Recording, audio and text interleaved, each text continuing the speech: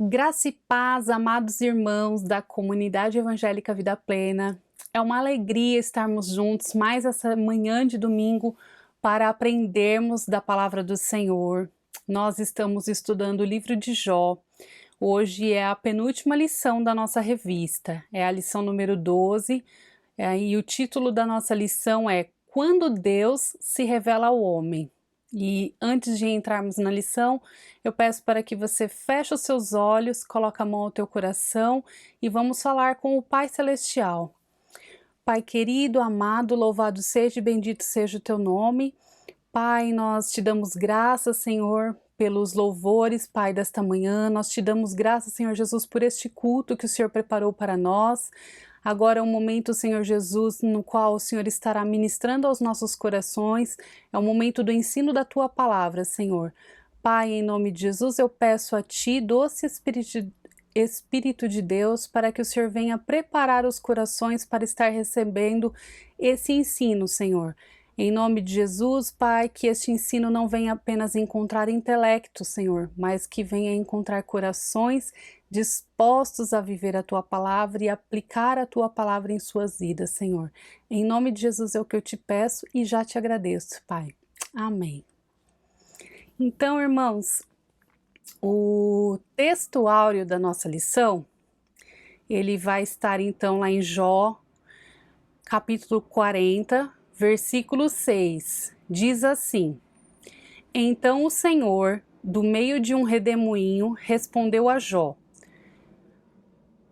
A verdade prática diz assim, mesmo transcendente e distinto de sua criação, Deus se revela ao homem mortal. A nossa leitura bíblica, ela está no capítulo 38, nós estaremos lendo do versículo 1 ao 4, 39 do versículo 1 ao 6, 40, versículos 15, do 15 ao 18 e o 24. E também o capítulo 41, do versículos 1 ao 3. Então eu vou iniciar aqui a leitura. 38, tá bom? Então, do meio de um redemoinho, o Senhor respondeu a Jó e disse: Quem é este que obscurece os meus planos com palavras sem conhecimento? Cinge os lombos como homem, pois eu lhe farei perguntas, e você me responderá. Onde você estava quando eu lancei os fundamentos da terra? Responda, se você tem entendimento. 39. Você sabe o tempo em que as cabras monteses têm os filhos ou cuidou das corças quando dão suas crias? Pode contar os meses que cumprem ou sabe o tempo do seu parto? Elas se encurvam para terem seus filhos e lançam de si as suas dores. Seus filhos se tornam robustos, crescem no campo aberto, saem e nunca mais voltam para elas. Quem pôs em liberdade o jumento selvagem? Quem soltou as suas cordas? Eu lhe dei o deserto por casa e a terra salgada por morada. Agora o capítulo 40. Contemple agora o Behemoth, que eu criei junto com você, e que come capim como o boi. A força dele está nos seus lombos e o seu poder nos músculos do seu ventre. Ele endurece a sua cauda como um cedro. Os tendões das suas coxas estão entretecidos. Os seus ossos são como tubos de bronze, as suas pernas são como barras de ferro. Será que alguém pode apanhá-lo quando ele está olhando? Ou lhe meter laço pelo nariz? 41. Você é capaz de pescar o monstro Leviatã com um anzol e prender a sua língua com uma corda? Você consegue passar uma vara de junco pelo nariz dele ou furar o queixo dele com um gancho? Por acaso ele fará muitas súplicas? Por acaso ele lhe fará muitas súplicas ou lhe falará palavras brandas?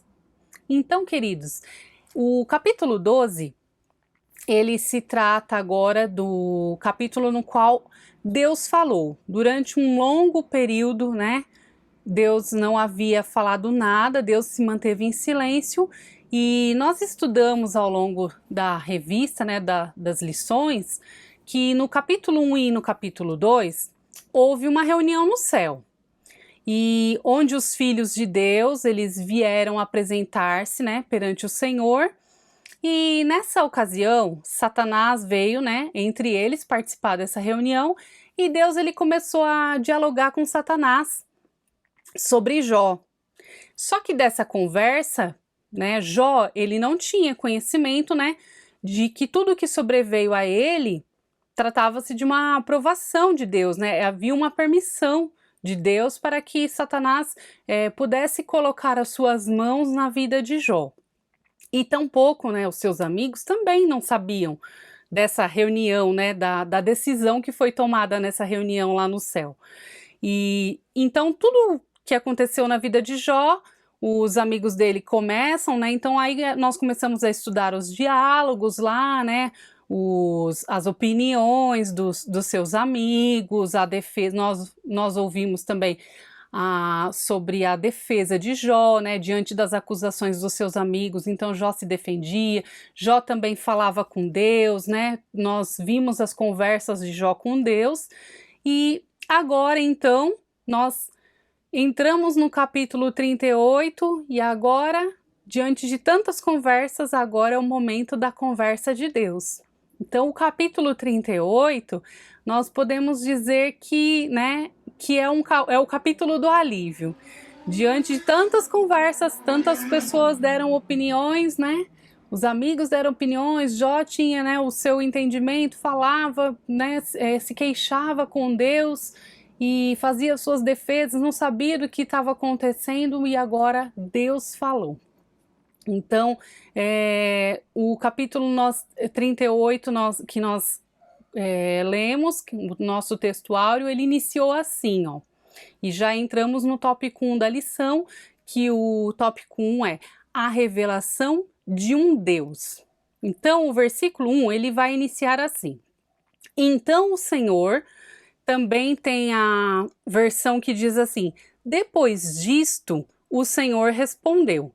Depois disto o quê? Depois das tentativas humanas, né, de responder algo divino, agora então Deus se revela a Jó, quebrando, né, todo esse período de silêncio, e ele passa a responder a Jó. As perguntas que Jó havia feito para ele, agora o Senhor passa a responder a Jó. E nesse ponto, é preciso nós entendermos que o silêncio de Deus, ele não significa ausência. Embora Deus ele não estivesse respondendo a Jó, enquanto Jó clamava, né?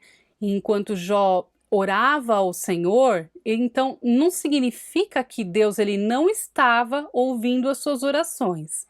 Isso também vale para nós.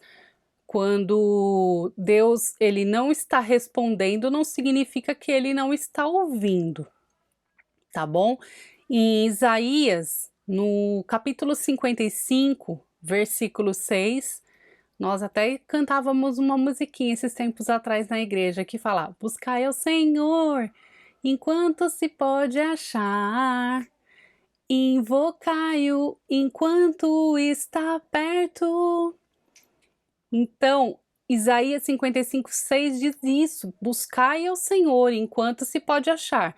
Não é porque Deus não respondeu que ele não está ouvindo. Busca o Senhor, busca, clama ao Senhor que ele vai te responder. Ponto 2 diz assim: a poderosa manifestação de Deus. Essa manifestação de Deus, ela, sem dúvida, ela é extremamente impactante, né?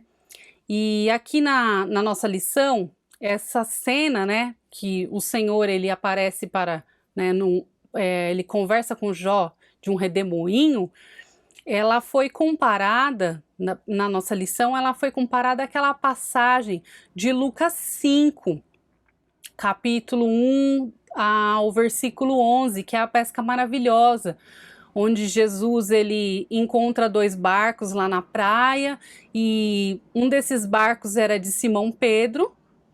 Os pescadores eles estavam lavando as redes vazias depois de uma noite ruim, né? Uma noite que eles não tinham pescado nada. E daí Jesus ele entra num dos barcos, que era o barco de Simão Pedro. Jesus pede para ele se movimentar, para ele movimentar o barco. Pedro ele movimenta o barco e Jesus ele entra no barco para ensinar as multidões que estavam seguindo a ele. E depois que Jesus ele ensina as multidões, então aí ele pede para Pedro lançar a rede, e aí Pedro lança a rede e a rede volta cheia, né? Cheia de peixe, naquela passagem que é maravilhosa. E aí, depois disso, no versículo 8, Pedro fala assim para Jesus, ó: Senhor, retira-te de mim, porque sou pecador. Então, diante da grandiosidade de Deus, nós não sentimos assim, nós não sentimos nada perante o Eterno. E assim também foi com Jó. Jó, no capítulo 40, no versículo 4, ele fala assim, ó: sou indigno, que te responderei eu? Põe a mão sobre a minha boca. Lá em Isaías, no capítulo 6, versículos 1 e 5, Isaías ele teve uma visão e ele diz que viu o Senhor num alto e sublime trono e as abas das suas vestes elas enchiam o templo. Serafins estavam por cima dele e clamavam uns aos outros: Santo, Santo, Santo é o Senhor dos exércitos, toda a terra está cheia da sua glória. Então no versículo 5 diz assim, ó: então disse eu: ai de mim, estou perdido, porque sou homem de lábios impuros e habito no meio de um povo de impuros lábios. Então veja que também Isaías, né, diante também, né, daquela visão da grandiosidade de Deus, ele também ele vê que ele não é nada perante o Senhor. A mesma coisa, Jó, diante de todas aquelas indagações, né, diante de todas aquelas perguntas que Deus estava fazendo para ele, ele fala: sou indigno. Que te responderei eu? O que eu posso falar? O que eu sou? Então, Jó fala: eu não falo mais nada, né? Jó queria dizer isso: eu não falo mais nada. Agora eu sei que o Senhor me ouviu e que está aqui presente. Jó, ele teve a sua vida transformada a partir daquele momento, né? Depois de ouvir Deus falar com ele. O ponto 3 da lição diz: o Deus que está presente. Então, entre os capítulos 3, né, aqui do livro de Jó, até o 37, aparecem várias referências a Deus como El Shaddai, o Deus Todo-Poderoso. Para os amigos de Jó, na teologia tradicional, o grande El Shaddai, o Deus Todo-Poderoso, era um Deus distante e indiferente. El, no hebraico, é Deus. E há estudiosos que afirmam que a palavra Shaddai vem do hebraico Shad, que significa ao pé da letra seio, mama. Então, nesse caso, El Shaddai seria o Deus que sustenta, o Deus que nutre, o Deus que satisfaz. E a palavra lá em Hebreus 13:5 diz: de maneira alguma te deixarei, nunca, jamais te abandonarei. Então a vida ela é constituída de dias bons e dias ruins. Mas saiba que Jesus nos prometeu que ele estaria conosco todos os dias. Até a consumação dos séculos, ele não vai nos abandonar. Assim é o nosso Deus, ele não nos abandona. Aqui nós vimos que ele não abandonou a Jó. Ele se manteve no silêncio, porém, ele estava ouvindo, ele sabia de tudo que Jó estava passando. A revelação de um Deus sábio é o ponto 2 da nossa lição. Na mecânica celeste, vemos então lá em Jó, no capítulo 38, no versículo 2, Deus fazendo a seguinte pergunta: Quem é este que obscurece os meus planos com palavras sem conhecimento? E aí, nesse versículo, a palavra planos, no hebraico, etzá, o sentido dessa palavra é desígnio. Deus censura a Jó por fazer críticas sem conhecer nada dos seus desígnios ou propósitos. Havia, portanto, um desígnio que Jó estava deixando de ver. Ele não conhecia o desígnio de Deus para a vida dele. E Deus começa a mostrar para Jó que ele não sabia de todas as coisas. Ele até poderia ser um homem sábio, ele era um homem próspero. Nós vemos que também ele pode muito bem ter sido um sábio também na educação dos seus filhos. Tudo indica que ele conduzia muito bem a sua família, porque os seus filhos estavam sempre reunidos, eles se reuniam na casa lá dos irmãos e eles tinham momentos de comunhão, tudo. Então, assim, Jó, ele pode ser um homem sábio nas suas amizades, né? Porque quando esses amigos de Jó foram lá visitar ele, esses amigos passaram lá 7 dias e 7 noites em silêncio. Tem que ser um amigo muito querido, né? Para você ir lá visitar ele e você passar todo esse tempo só assim, ó, sem palavras. Eles ficaram em silêncio, eles não tinham o que falar. Mas tem que ser uma pessoa muito querida, né? Ela tem que ter feito alguma diferença na sua vida para você ficar todo esse tempo lá, né? Eles olhavam para Jó e não entendiam o que estava acontecendo com a vida dele. Então, apesar de ter sido então esse homem sábio, de fato ele não sabia de todas as coisas, né? E é isso que Deus estava mostrando para ele: olha, Jó, você não sabe de todas as coisas, aliás, você não sabe quase nada. Então Deus ele convida Jó a contemplar toda a obra da sua criação. Vemos no versículo 4 que Deus fala assim, ó: onde você estava quando eu lancei os fundamentos da terra? Quem determinou as medidas da terra, se é que você sabe? Ou quem estendeu sobre ela uma linha de medir? Todas as maravilhas da criação de Deus, os céus, o universo, as galáxias, os planetas, os continentes, mares, oceano, tudo isso é prova da sabedoria de Deus, prova do seu poder, né, do seu poder sem fim, da sua glória. O salmista, em Salmos, né, 19:1, ele diz assim: os céus proclamam a glória de Deus e o firmamento anuncia as obras das suas mãos. O salmista, ele quis dizer que o Criador, ele deixou a sua assinatura na sua criação. E nós cremos nesse Deus, né, que é o Deus Trino, Pai, Filho e Espírito Santo, e nós vemos que o Criador, ele deixou sim a sua assinatura nas coisas criadas. Por exemplo, o ser humano, ele é espírito, alma e corpo. O tempo, ele é dividido em passado, presente e futuro. Nós temos também as 3 dimensões do espaço: altura, largura e profundidade. O átomo ele é composto de 3 partículas subatômicas: prótons, nêutrons e elétrons. A água ela é composta de 2 átomos de hidrogênio e 1 de oxigênio. A matéria ela é encontrada em 3 estados básicos: sólido, líquido e gasoso. A música ela é uma combinação de ritmo, harmonia e melodia. Então vemos que em todas as coisas criadas, Deus ele deixa a assinatura dele, a assinatura da Trindade está na criação de Deus. E então vemos também que o Criador ele tem todo o poder e domínio sobre todas as coisas.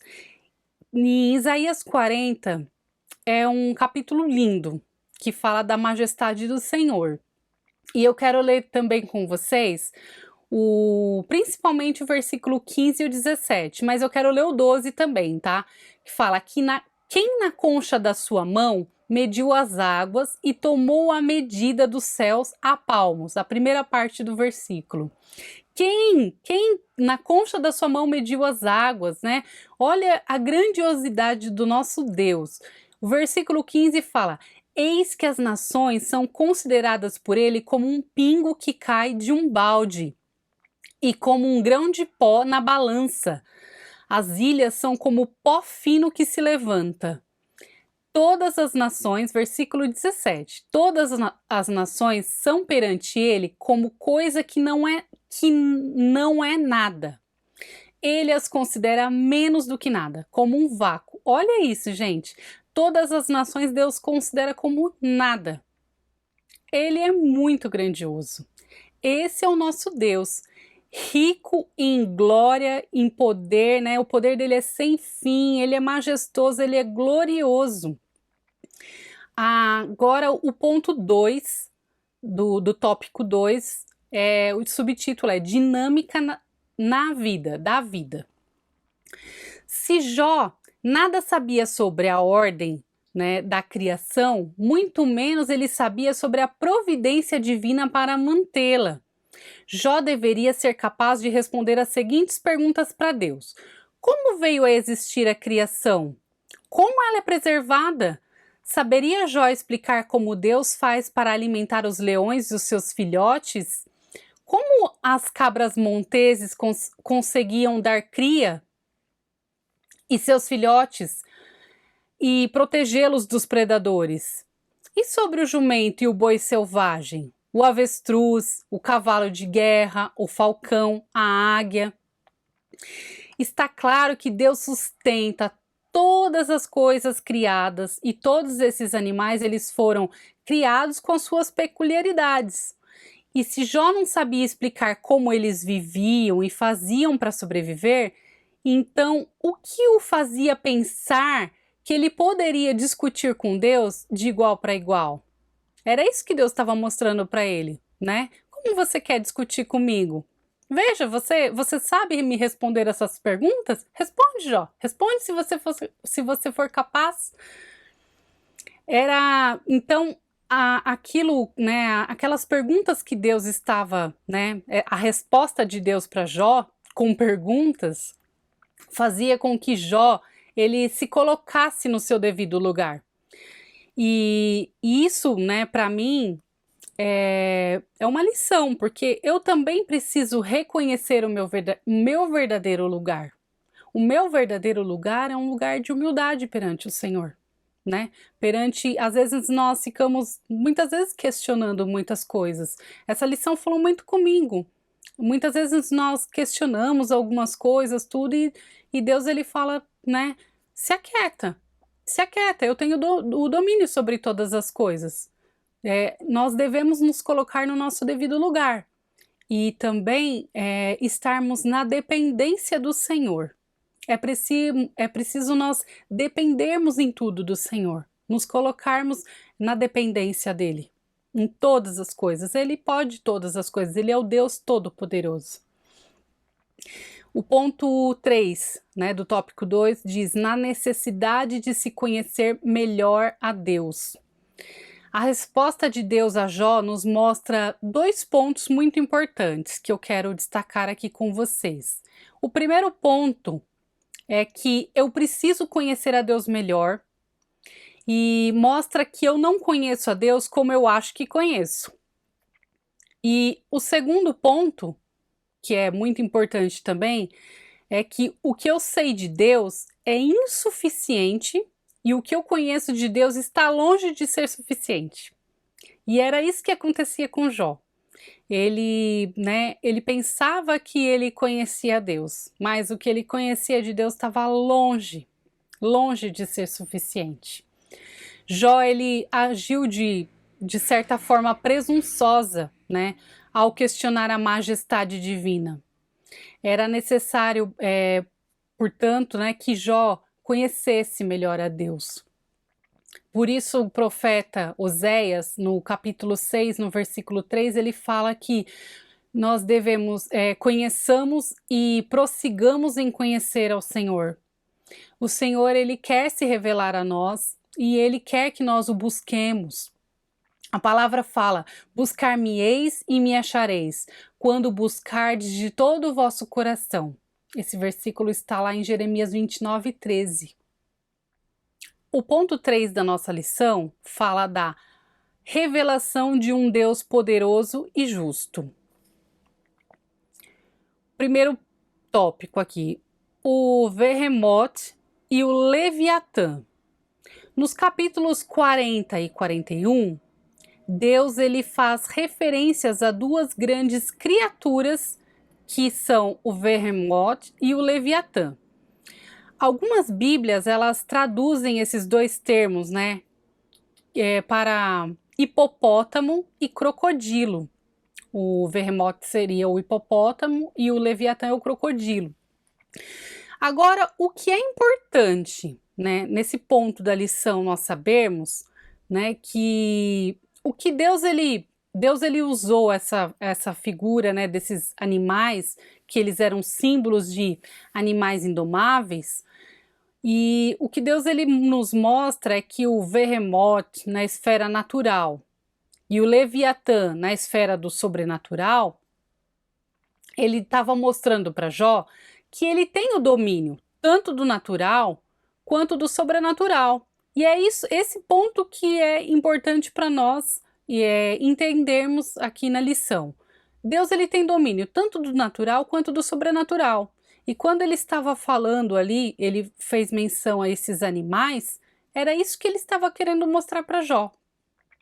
Ele tem o controle absoluto de todas as coisas.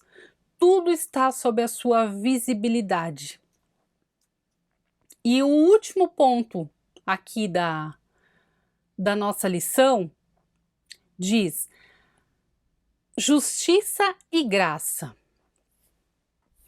A resposta de Deus revela para Jó a sua falta de controle natural e do sobrenatural. E essa falta desse controle fez Jó ter um senso de injustiça contra Deus.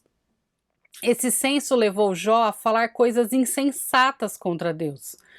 Jó se queixava que os injustos eles recebiam um tratamento melhor da parte de Deus do que os justos e exigia uma espécie de debate aberto com Deus. Então, ele nos textos, ele queria, né, então, esse debate com Deus, ele queria estar cara a cara com Deus para ele poder, como se fosse tirar uma satisfação daquilo que ele estava passando, né? Então Deus ele aceitou o desafio de Jó e ele entrou no debate. Só que quando Deus ele entrou no debate e ele fez ali por volta de umas 70 perguntas, né, entre o capítulo 38 ao 41 ali, o Senhor faz umas 70 perguntas para Jó. E diante daquelas perguntas, né, das questões que o Senhor colocou para Jó, né, que Deus colocou para Jó, Jó ele foi silenciado. Ele teve que se arrepender amargamente das palavras insensatas, né, que ele falou contra Deus. Ele teve que se arrepender das suas lamentações. Ele foi muito imprudente em algumas palavras que ele colocou. E quando Deus ele usou, né, essas criaturas aí do 41, do capítulo 41, que é o hipopótamo e o crocodilo, ele estava mostrando para Jó que ele não era capaz, né? Jó não era capaz de domar essas duas criaturas, né, que são criadas por Deus. E então como que ele poderia ser igual? Como que ele queria ser igual a Deus? Ou mais justo que o próprio Criador? Porque ele falou que o Criador, ele não tinha sido justo, né? Nem muito menos ele auto-justifica-se diante de Deus. Então, neste momento, Deus ele revela a sua graça a Jó. E não há nada que possa justificar o ser humano diante de Deus. Só a graça de Deus que nos justifica. Então, queridos, partindo para a conclusão que está na nossa revista, a conclusão diz assim, ó: neste estudo mostramos como Deus se revelou a Jó de uma forma maravilhosa. O que Jó tanto desejava finalmente aconteceu, o encontro com Deus. Este se revelou a Jó não para recriminá-lo, mas para revelar-lhe o quão imperfeito ele era e o quanto conhecia pouco acerca da majestade divina. O Criador mostrou a Jó que, apesar do seu silêncio, ele sempre esteve presente e no controle de todos os acontecimentos, cabendo, portanto, ao homem louvá-lo em toda e qualquer situação. Amados, era essa lição que eu tinha para os amados irmãos, para transmitir aos irmãos neste domingo. Eu peço para que você continue agora, nós vamos voltar para o nosso período de louvor e tenha uma semana abençoada. Até o nosso próximo encontro, até a nossa próxima aula. Fica na paz.